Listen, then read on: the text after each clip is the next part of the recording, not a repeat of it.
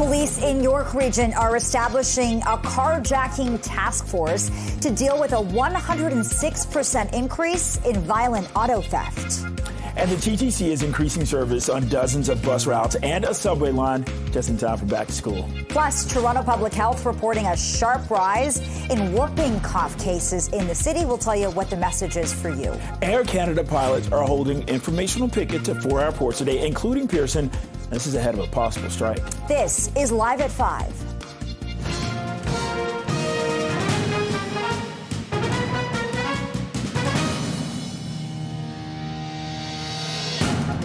Good evening. I'm Bakari Savage. And I'm Lena Latifat. Thank you for joining us. Violent crimes have surged in York Region since the start of the year, and police are calling the increase troubling. For more on the steps they're taking to deal with the violence, let's go live to CP24's crime analyst Steve Rod, who's in York Region this evening. Steve.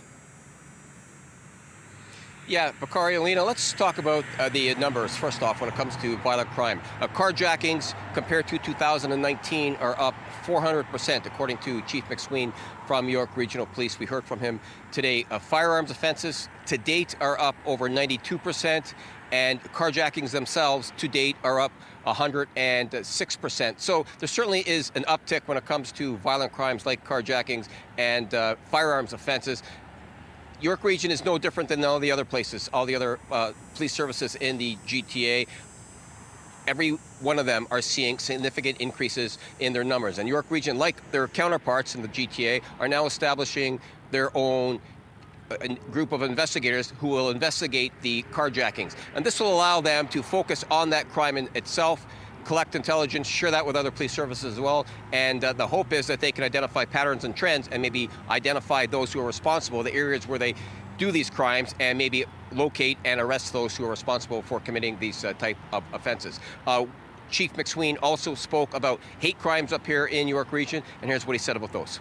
Let's listen. In 2024, hate crimes rose by 4% year over year. During the last year, we've definitely all seen how incidents of a global nature can easily impact our local community. YRP members are in regular contact with the leaders of all of our community faith groups, and our highly trained officers are working with the community whenever we experience these disturbing incidents. Over the last 2 weeks, York Region was subject to a nationwide bomb threat. That day and every day, when incidents like this occur, our officers are proactive and reach out to our faith leaders and visit places of worship to ensure that there is no threat to the community and people feel safe. Two common themes when it comes to criminal offenses being committed anywhere in the GTA, and this comes from police leaders such as Chief McSween, who I spoke with today. Those are, number one, recidivism. Oftentimes, police are finding that the people that are repeating these offenses, are being caught committing these offenses, are out on previous releases, and they are repeat offenders themselves. And the second is the guns. The guns that the police services are seizing throughout the GTA, over 90% of them, the vast majority of them, are still coming in from the United States. It's still a big, big problem. Let's send it back to that is a big problem. Steve Ryan live in York Region tonight. Thanks so much for this, Steve. A man is fighting for his life in hospital after a shooting in North York. Police were called to a plaza in the Shepherd and Weston area shortly after midnight for the sound of gunshots. One victim was rushed to a trauma center with life-threatening injuries. He underwent surgery and is now in critical condition. So paramedics say that a second person suffered minor injuries and was treated right there at the scene. Our gun and gang investigators were on the scene along with our forensic ident folks. So I can assure you, like I said, we're investing in our investigative capacities. So we do have a great picture of what this crime scene looked like, and also being able to canvass for surveillance cameras here in and around the area. So, but at this, we are appealing to anyone who may have any information in relation to what transpired here to please contact us. They can contact the front desk at 31 Division at 416-808-3100, or if they want to remain anonymous, they can contact Crime Stoppers. This was about 12 last night. I was sitting on the couch watching TV, and I heard a bunch of banging, so ba ba ba, a set of rounds of shots, and it's the first time I've ever heard, so I was shocked, and I was like, oh my God. Then it was about maybe a 10-second break, and then I heard firing again, and I was like, okay, this is serious. It was kind of worrying, so I just waited it out, and then I heard a bunch of sirens, and then cops came and ambulance, and then I was like, oh my God. Then I found out later that it was a shooting, so it's kind of scary. You know, you're just at home. Like, it's a pretty busy area, especially the Hasty Mart, and people are always around, so it's worrying. We were sleeping, and then we had bangs like, blah, blah, blah. I thought it was fireworks, right? Because I've lived here and I've never heard anything like that. So it was quite surprising. And the next thing, I think I heard like police sirens, right? I think it happened just before 12 midnight, right? And that was just what it was. Yeah. Was it one shot, two shots? No, it wasn't. It must have been like 12. I might be exaggerating, but it wasn't 1, it wasn't 2, it wasn't 5, it wasn't 6. And that's why I assumed it must have been like fireworks or something like that.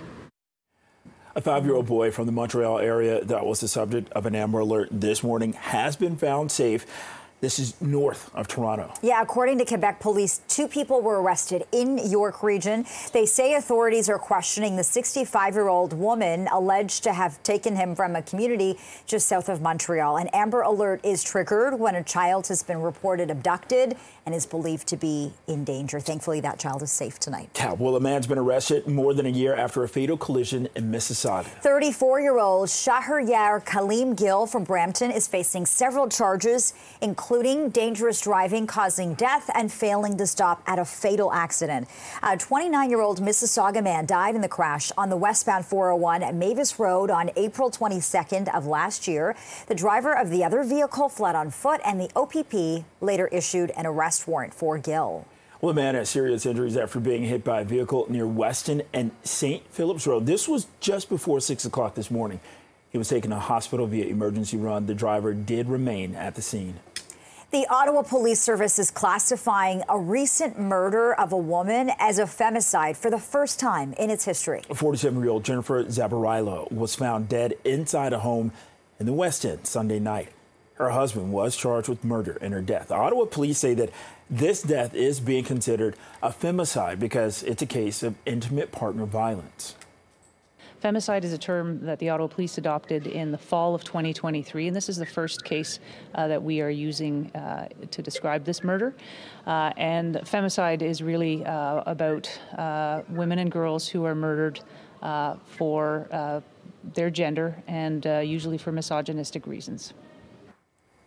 So when asked if Toronto police would follow suit with the femicide designation, CP24 was provided a statement that reads in part, while we have not yet adapted the term femicide for homicides, in 2020, TPS became the first police service in Canada in partnership with the RCMP to lay a terrorism charge in a homicide where misogyny was the motivating factor. Now, the case Toronto police referenced there involved a 17-year-old boy who murdered a woman at a North York massage parlor in 2020. The investigation determined the boy was inspired by the incel movement, which involves gender-driven misogynist worldviews. That boy was eventually convicted, and his actions were later ruled an act of terrorism. It was the first time that an incel-related incident had been found to constitute an act of terrorism in this country. Jewish organizations are holding a demonstration outside of QP Ontario's head office to demand the removal of President Fred Hahn. CP24's Andrew Brennan joins us live from Thornhill with more on this. Andrew. Good afternoon, Bakari. Good afternoon, Lena. So a few minutes ago, everything was wrapping up with speeches. And as of right now, things almost back to normal outside of the QP Ontario offices. But the message was pretty clear from the people here. They said Fred Hahn must be gone. Now, we have to go back a couple of weeks at least to be able to go through some of this stuff. Originally, back during the Olympics, there was a video reshared by Hahn on Facebook, which he since has taken down and offered a statement on. That video showed a diver, a professional diver with the Star of David on their shoulder that was diving into a pool and then appears to turn into a bomb striking civilians. Now, Hahn, in trying to explain, said that he deeply regretted any feelings or reactions that were causing pain with people, but said that his intent was not to associate Jewish people, I'm now quoting him directly, with the violence enacted by the State of Israel. It remains my strongly held view that it's a terrible mistake and anti-Semitic to conflate abhorrent actions by the State of Israel with Jewish humanity or identity. I have this particular part of his letter highlighted here particularly because we asked the organizers of this demonstration what they thought of this seeming apology. The fact that after being told or asked to resign by CUPE National that Fred Hahn says he will not, they did say that they believe that Fred Hahn has been engaging in anti-Semitism and he must step down or step aside. I want to make sure that you understand that people have said things in the past, they apologize, we forgive. That's what we are as a culture. We have to forgive, we keep going. This man is not going away. He's pushing the boundaries every single time, a bit further and further. We're done with it. It's time to go.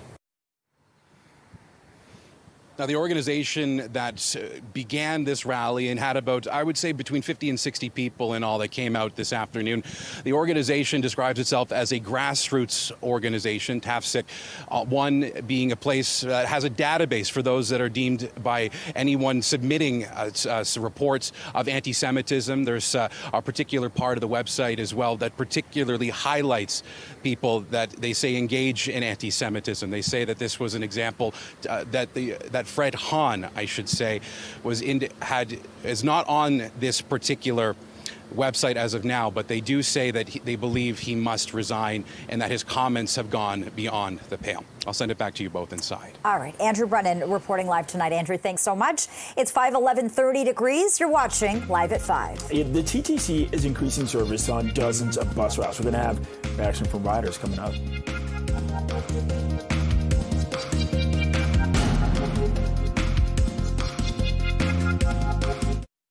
Welcome back. The TTC is increasing service on dozens of bus routes and a subway line just in time for back to school. Let's go live to CP24's Melissa Duggan for more on which routes the city is going to see improvement. Melissa. Hi, Bakari. So these changes take effect on Sunday, and if you haven't looked at a calendar lately, that is September 1st, already here. So the idea right now is that the TTC is boosting their service, is boosting their service in time for back to school. For people maybe returning to the office, they might be working at home or taking vacation over the summertime. Some of what you could expect is increased frequency, increased reliability. At least those are the promises coming from the TTC today. When it comes to bus routes, to streetcars, and to subway service. When it comes to buses in particular, they're saying that there will be 16 bus routes that will see more room on board or shorter wait times. 23 will see improved service reliability. They're also adding 6 new routes that they say will better connect different parts of the city, with Northeast Scarborough, East Scarborough, South Etobicoke connecting to the center, adding new lines like the 185 Shepherd Central, the 904 Shepherd Kennedy. A lot of details given today, and you could certainly go to ttc.ca to find out if your route might be among those that are going to see some improvements over the next little while. We heard from the TTC CEO today. Here's some of what he had to say. When fully implemented this fall, the bus network, which has sustained and increasing ridership levels, will have more service hours than it had in place pre-pandemic. Across the system, the service hours will be increased to 97% of pre-pandemic levels, with ridership between 80 and 85% compared to 2019. Now, starting on September 1st, we're going to be providing more room on board with more buses or larger articulated vehicles running on our busy routes. I think the TTC needs to provide as much support as they can to the people that they have around. I think there are so many people in this city that need to use public transportation that it's a relief to hear that they are going to be increasing services. Only I hope it doesn't cost us more. It's great. Frequency would be good. Subways are good here. But yeah, more is better. I would like to see more buses. For example, I take the 73 all the time. And sometimes we wait 40 minutes for a bus. For some reason, one is not working. It'll take a half hour to come another one. So some reaction there from TTC riders here at Royal York Station. Also want to mention subway service for Line 1 starting on Sunday. You can expect trains every 2 to 3 minutes during the morning and the evening rushes. Also trains being added in the afternoon and evening hours. Expect some boost to services on Line 2 starting sometime in October is when an announcement is expected. Back to you. All right, Melissa Duggan reporting live tonight. Thanks so much, Melissa. Emergency crews are at the scene of a crash involving a motorcycle in Whitby this hour. Chopper 24 was over the scene. This is at Dixon Road and Dryden Boulevard. It appears the motorcycle collided with another vehicle. Durham police have not released any information about the injuries, but there are road closures in the area. And speaking of, let's check in with CP24 traffic specialist Angela Interior. So, we have that road closure. Let's talk about that, and then anything else around the GTA people need to be aware of? Yeah, there's a lot of things happening. If you're headed towards Whitby and this is your normal commute because of the serious collision happened earlier this afternoon, Chopper 24 was up and over the scene. The intersection of Taunton, Thixon actually, and Dryden is off limits. They shut down Thixon for a bigger stretch. It is closed both ways between Taunton and Winterbury. Once any lanes are open to Whitby, we'll let you know. Showing you my cameras now, looks like a problem is about to clear. This is on the northbound lanes of the 410 through Steeles. Center lane was blocked at the collision, just cleared, so a bit of good news. Bad news, headed on the QEW Toronto bound. This is right around Eastport Drive. Can't see it because of the sign, but left lane and shoulder out following an ongoing collision. And just take a look at the 401. Very busy go across the top of the city. Further east, really jamming up as you head in towards Durham. And off the major routes, we are still dealing with a collision. Jarvis is closed both ways because of a crash between Dundas and Gerrard. I'll send it back to you. This CP24 traffic report is brought to you by 407 ETR. Enjoy the journey with a stress-free commute. Well, Air Canada pilots held informational pickets at major airports across the country today. This is ahead of a potential strike next month. The pilots gathered outside of Pearson Airport this afternoon to express their concerns with the status of contract talks. Demonstrations were also held in Vancouver, Montreal, and Winnipeg. Air Canada pilots could walk off the job as early as September 17th. Their union is accusing the airline of not listening to the needs at the bargaining table, including when it comes to the wages and retirement benefits. Air Canada pilots voted overwhelmingly last week to authorize the union leadership to call for a strike. 98% of Air Canada pilots voted and 98% voted to strike action. Should we be put into that position because we cannot get to an agreement with Air Canada? Air Canada released a statement. Part of that says Air Canada's intention remains to reach a negotiated settlement with its pilots, one that recognizes their professionalism and contributions to the airline. It goes on to say during the talks, there has been significant progress, and the 3-week cooling off period gives the parties more than sufficient time to address any outstanding issues. Air Canada is fully committed to bargaining meaningfully throughout the period. Air Canada is making it easier for passengers to preemptively make changes to flights near the potential strike date. So customers with tickets for travel between September 15th and the 23rd can rebook on any other Air Canada flight with the same origin and destination up to November 30th at no additional cost. But customers who want to cancel and rebook their travel for after that date, they're going to have their change fees waived, but you'll have to pay any fare difference. It is 5:19, 30 degrees. You're watching Live at 5. And coming up, Toronto Public Health is reporting a sharp rise in whooping cough cases in the city.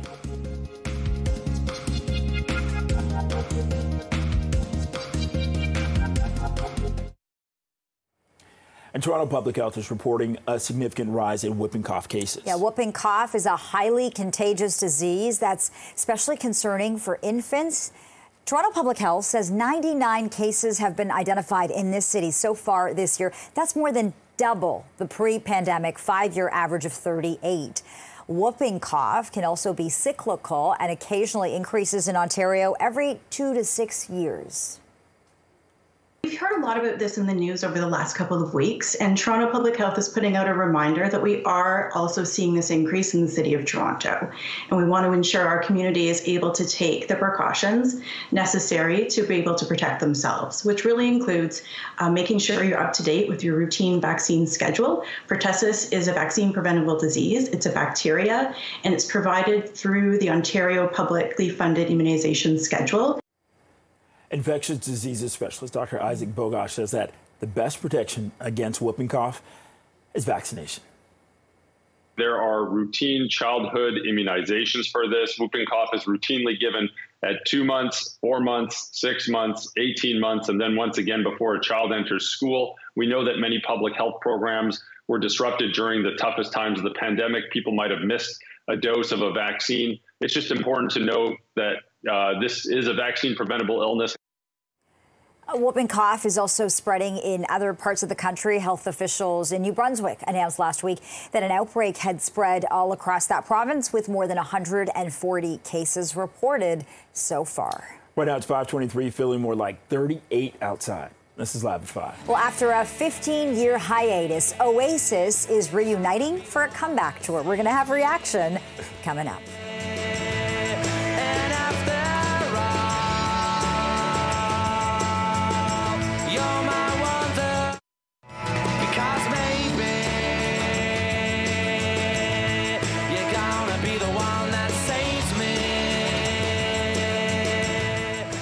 After all. I knew you were going to sing along. Oh, man, I did no justice to that. But Oasis is reuniting for a comeback tour. Yeah, what a throwback listening to that song. The British rock band known for hits including Wonderwall, Don't Look Back in Anger, and Champagne Supernova made the announcement official on their website following days of social media speculation. The tour will end a 15-year hiatus for the band and presumably the long-held feud between brothers Liam and Noel Gallagher, who reportedly went years without talking. The group will play 14 shows in the UK and Ireland starting in July, and says more international dates will be announced for the end of next year. Chum 104.5 radio host Josie Dye joined us with more of the news and whether local fans of the band might be in luck. A few weeks ago, we kind of felt like it was happening, and then we got the confirmation this morning. As you said, you know, they're coming back. Now, we know that there are dates in Europe. We know this, okay? We know Manchester, we know in Ireland, we know in London.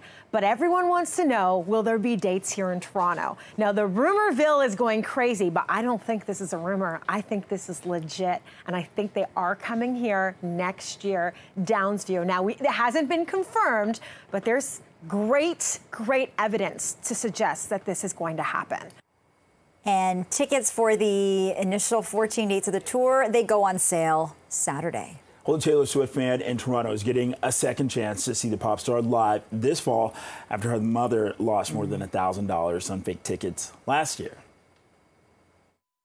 With the help of your mom, RBC, and Avion Rewards, Maya, you're going to the Taylor Swift concert in Toronto. Actually? Like, for real, for real? Yes.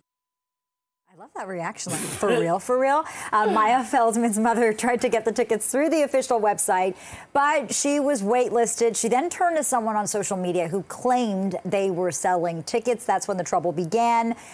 She was scammed out of $1,600. That's a lot of money. The RBC, the official ticketing partner of Swift's tour in Canada, reached out to CTV News Toronto after hearing her story last year. You may remember her story from last year as well. Maya was then surprised with a pair of tickets for one of the 6 of the Eras tour in November. She now says she hasn't decided if she's going with mom or one of her friends. She's got to pick wisely. Yeah, it's a tough call.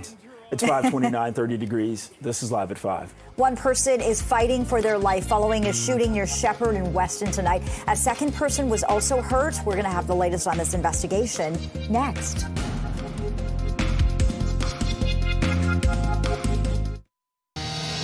A man's fighting for his life following a shooting near Shepherd and Weston. A second person was also hurt. Police in York Region are establishing a carjacking task force to deal with a 106% increase in violent auto theft. We'll tell you more about that. And the TTC is increasing service on dozens of bus routes and a subway line just in time for back to school. You're watching Live at 5.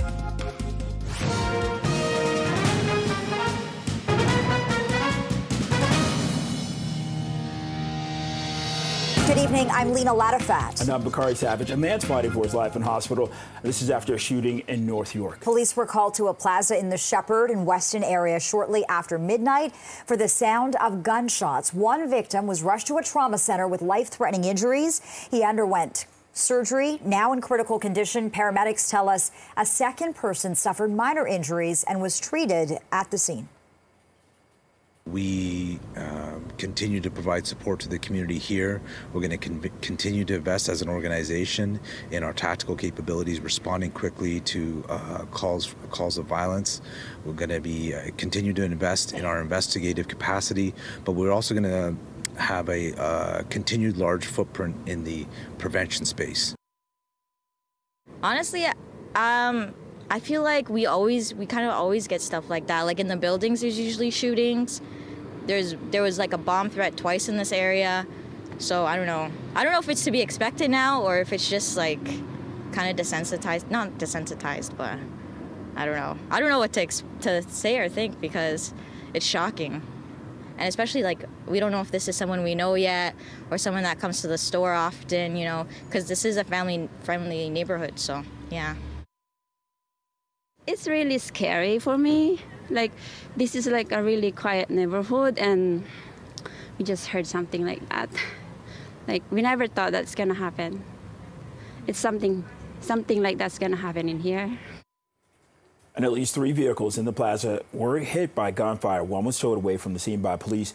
No arrests have been made yet, and investigators haven't released a description of the suspect. Well, violent crimes have surged in York Region since the start of the year, and police are calling that increase troubling. For more on the steps that they're taking to deal with the violence, let's go live to CP24's crime analyst Steve Wright, who is in York Region this evening. Steve.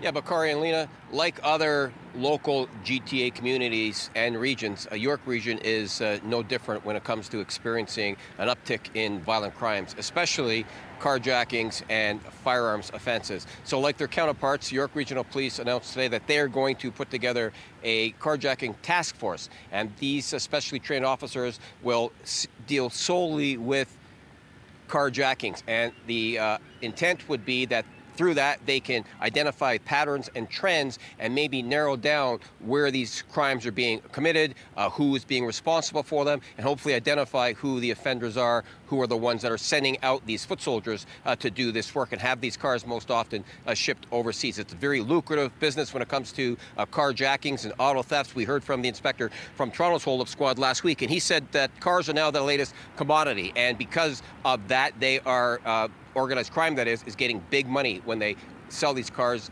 offshore. Now, we did hear from the chief of York Regional Police earlier on today at a press conference, and he talked about numbers when it came to watching the uptick in violent crimes. And here's what he said about that. Since 2019, over a 5-year period, we've seen a 400% increase in carjackings, which are violent and traumatizing for victims and their families. Illegal handguns have become all too easy to access with limited consequences for criminals. And almost all of the guns being used in these crimes are illegal handguns, many of which are being smuggled across the border from the U.S. This surge in gun violence can be attributed to organized crime rings. There's some repeat themes there that we've been reporting on. I'm sure our viewers have picked up on as well. Organized crime is involved in many of these.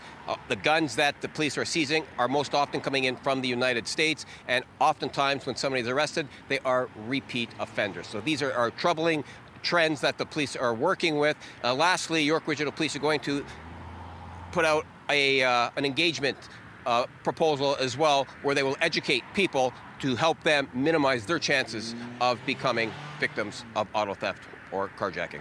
I'll send it back to the desk. Yeah, police services all across the GTA battling the very same issues. Steve Ryan reporting live tonight. Thank you, Steve. It's now 5:36, 30 degrees. Let's switch gears. Get a check on the roads. Adjoa NCA Abois has a closer look at that drive home. Adjoa. I do. We have a lot of problems piling up for the afternoon drive. If you're making your way out on the westbound of 403, this is in the collectors through Matheson.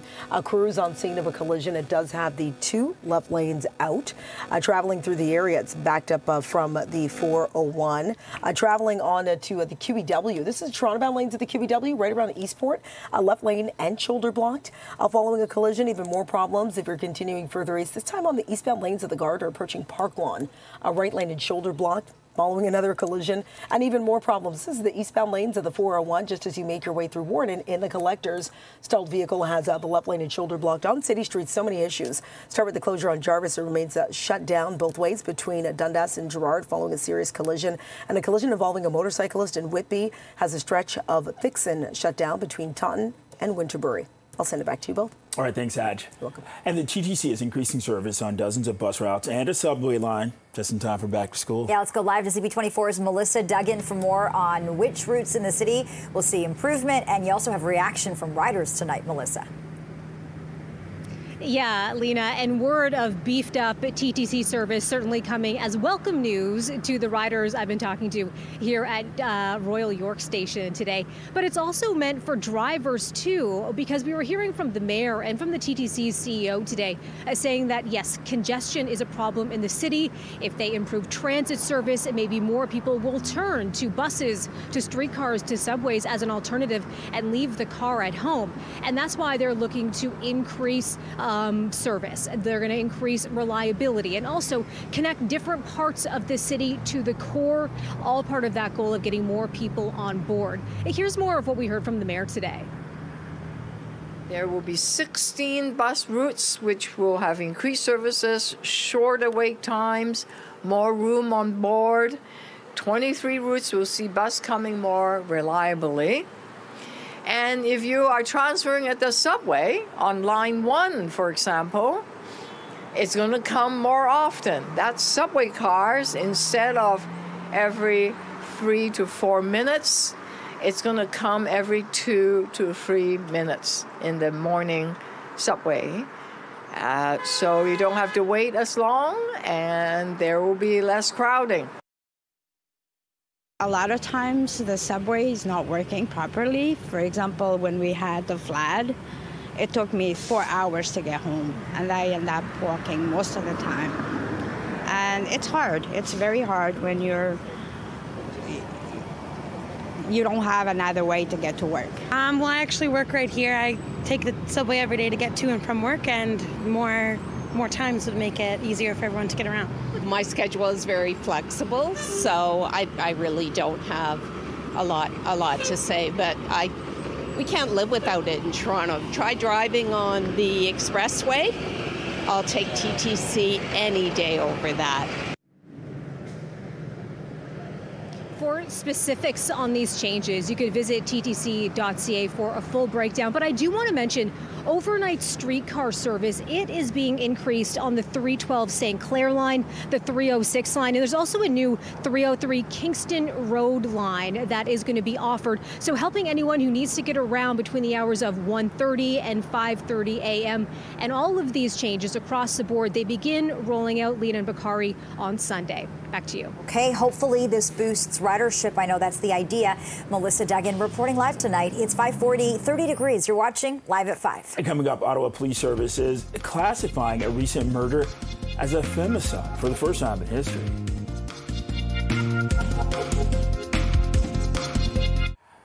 The Ottawa Police Service is classifying a recent murder as a femicide for the first time in its history. Yeah, 47-year-old Jennifer Zabarila was found dead inside a home in the West End on Sunday night. Her husband was charged with murder in her death. Ottawa police now say this death is being considered a femicide, because it's a case of intimate partner violence. Here's the latest from the service tonight. Femicide is a term that the Ottawa Police adopted in the fall of 2023, and this is the first case that we are using to describe this murder. And femicide is really about women and girls who are murdered for their gender and usually for misogynistic reasons. And when asked if Toronto police would follow suit with the femicide designation, CP24 was provided with a statement that reads in part, quote, "While we have not yet adopted the term femicide for homicides, in 2020, TPS became the first police service in Canada in partnership with the RCMP to lay a terrorism charge in a homicide where misogyny was the motivating factor." Now, the case Toronto police referenced there involved a 17-year-old boy who murdered a woman at a North York massage parlor in 2020. That investigation determined the boy was inspired by the incel movement, which involves gender-driven, misogynist worldviews. The boy was eventually convicted, and his actions were later ruled an act of terrorism. It was the first time that an incel-related incident had been found to constitute an act of terrorism in this country. Jewish organizations held a demonstration outside of CUPE Ontario's head office this afternoon to demand the removal of President Fred Hahn. CP24's Andrew Brennan joins us live from Thornhill with the latest on this demonstration. Andrew. Lena, Bakari, the people that assembled here in the speeches, and also when one of the organizers speaking with us as well, saying categorically that they believe that Fred Hahn's comments, as well as his continued staying at the head of CUPE Ontario and not apologizing for some of his prior comments, amount to anti-Semitism. Now, we go back to October 11th, I should say August the 11th, a couple of weeks ago, in the middle of the Olympics, a video reshared by Fred Hahn, taking a lot of grief, a lot of anger in response to it as well.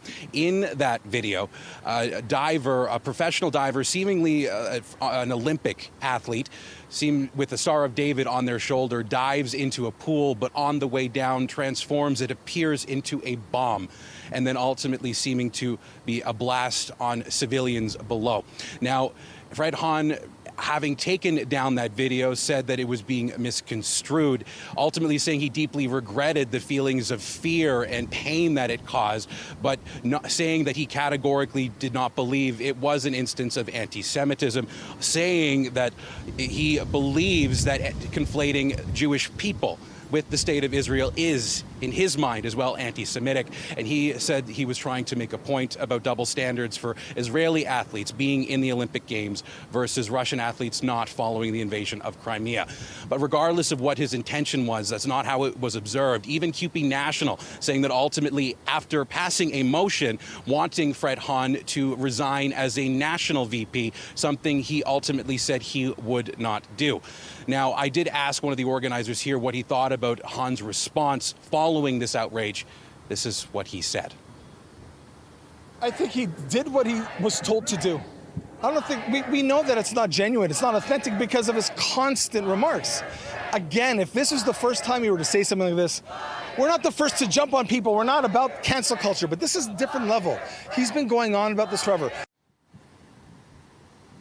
Now, we did reach out to CUPE Ontario as well as CUPE National looking for comment and also trying to reach Fred Hahn. We did not hear from CUPE Ontario. As for CUPE National, what we did ask as well is if there would be any response from them to Hahn refusing to resign from his national post. They said that they didn't have one at this time.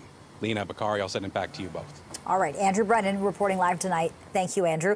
It's 5:46, 30 degrees. You're watching Live at 5. A federal cabinet retreat is wrapped up in Halifax. Coming up, we're going to tell you what was tackled on the agenda today.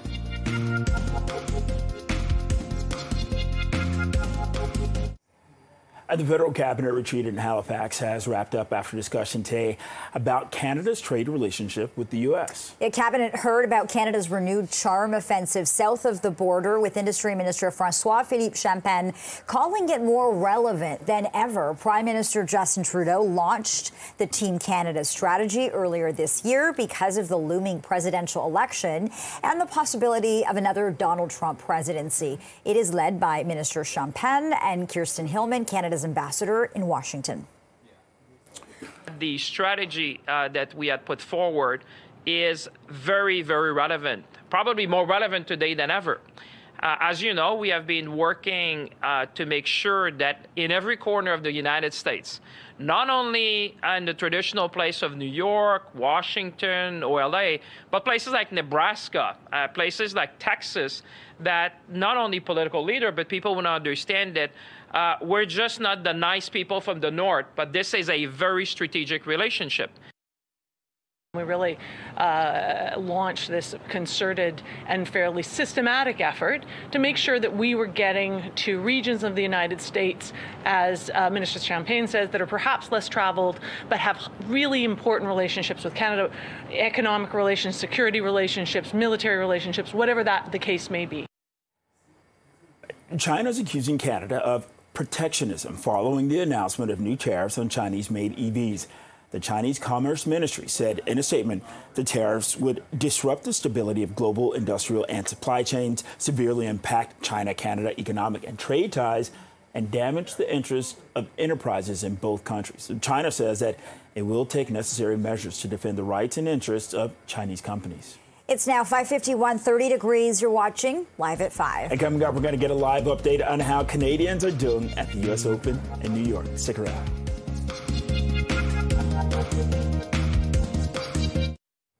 Well, it's an exciting time for tennis fans. The U.S. Open is happening now in New York City, and Canada is representing. And for a look at how our players are doing in this year's last Grand Slam, we're joined live from the U.S. Open in New York by Lucas Weiss, staff news editor at The Athletic. So, Lucas, Felix Auger-Aliassime, his run is done in the last major Grand Slam of the year. Where does he stand in the rankings, and who's left for the Canadian men? Well, thanks for having me on, guys. Yeah, a very disappointing result for Felix Auger-Aliassime, losing in straight sets to Jan. I had a chance to catch up with him after the match. He just said that everything went wrong for him today. And he said that his preparation was pretty good coming into the U.S. Open, but once he got on the court, just nothing seemed right. And now it's back to the drawing board for Felix Auger-Aliassime, past semifinalists here at the U.S. Open. So from the Canadian men's perspective, certainly Denis Shapovalov is currently on court now, and then Gabriel Diallo qualified for the U.S. Open, but otherwise that's it. And for Felix, he thought he was going to be going on a little bit further in this tournament, but in that case, he is out in the first round. Okay, so that's the men. Let's talk about the women for a minute. Leila Annie Fernandez, Bianca Andreescu, they're both taking the court today. How pivotal is a win for either of them, especially Andreescu and her play at the National Bank Open? Yeah, certainly for both. I think Leila's coming to this tournament confident. She made a run in the Cincinnati Open to the quarterfinals, losing to Jessica Pegula. Fernandez is up a set at the moment against Anastasia Potapova. For Bianca Andreescu, the 2019 U.S. Open champion, she's just trying to regain that confidence, find that magic again from 5 years ago. But she has a very difficult matchup, guys, going up against Jasmine Paolini, two-time Slam finalist this year. And this is the third consecutive meeting between Andreescu and Paolini. So it's going to be first on Louis Armstrong Stadium, under the lights. It's going to be fantastic. Yeah, and Lucas Paolini's tough competitor. Okay, again, with this being the last Grand Slams of the year, how have Canada's tennis players looked overall this year? And, Lucas, is it too soon to start to look to next year and what needs to be done with those rankings? Certainly not too late. You have Davis Cup, you have the Asian swings, so definitely chances for players to increase in the rankings. Look, I think all the Canadians right now would say that they would have liked to have some better success at the Slams, at the WTA 1000s, or the ATP Masters 1000s. But I think internationally, representing the red and white, Canada's done incredibly well. Certainly Felix Auger-Aliassime and Gabby Dabrowski winning Olympic bronze in mixed doubles being the chief accomplishment this year. So hopefully they have a better end to the season so that they can go into 2025 with some confidence. Okay, Lucas Weiss, staff news editor at The Athletic, joining us live from New York City. Yeah, he's live on the grounds. Lucas, have one of those melon drinks for me. Yeah, have so much fun. Thanks for joining us and happy watching. Well, a new survey shows parents expect back-to-school shopping to be much more expensive this year. So the poll by NerdWallet Canada found that parents expect to spend more than $700 on average on back-to-school supplies. That's $200 more than last year. And 23% of those polled say that they anticipate buying fewer supplies because of inflation. Yeah, 14% report they expect to have to pull out money out of their savings to cover back-to-school shopping costs. 18% say they believe they'll have to go into debt. NerdWallet spokesperson Shannon Terrell spoke to CP24 about what parents can do to get their kids what they need for school without breaking the bank. Reuse and shop second hand. You know, this applies to back to school shopping. We can reuse what we have from last year, but if we are going to buy new supplies, we don't have to buy them brand new. We can, in fact, buy secondhand. So Value Village could be a great option for secondhand clothing. Refurbished electronics, you know, those big ticket electronic items that seem to creep in to the back to school shopping lists more and more. Perhaps we can look into that. And pediatrician Dr. Dina Kulik joined us today to talk about reducing your kids' exposure to back-to-school germs. As we go back into classes, we're going to be in closer quarters, of course, with one another.